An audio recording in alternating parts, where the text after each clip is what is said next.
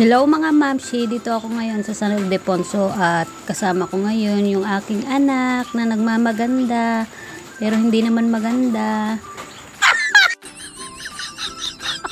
Napansin ko nga pala yung mga talong ni nanay, so sabi ko kukunin ko para may uwi ko bukas sa Pulilan. Sayang naman kasi kung hindi niya kukunin. So sabi ko ako na lang ang mamimbitas at iuwi ko bukas sa bahay para may pang ulam kami. Pwede nang pagtiyagaan, laman tiyan din to. Ako rin naman kasi ang nagtanim yun kaya hindi na magre-reklamo yun bukas. Matagal na rin pala yung mga tanim na yan.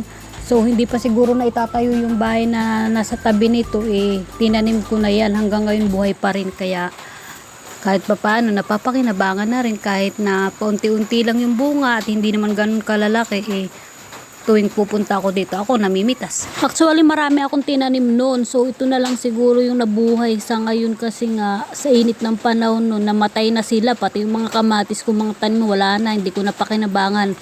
Ito na lang talaga ang nag-iisang buhay. Siguro pag hindi na ito namumunga tatanggalin na rin namin kasi magtatanim kami ng panibagong gulay para sa ganun. Hindi na kami bibili sa labas at dito na lang kami mamimitas sa aming bakuran. Malaking bagay rin kasi kung may sarili kang tanim ng mga gulay at hindi mo na ito bibilin sa labas. Kaya kayong mga mamshi, simulan nyo na magtanim para makatipid-tipid naman tayo. Sa katulad ko wala naman pagtataniman sa Pulilan, nakiki-harvest na lang ako sa may mga tanim. Ito nga pala yung na-harvest kong talong at medyo marami na rin at pwede na rin namin pang ulam bukas. Sa ganun lang, nakatipid rin kahit papano.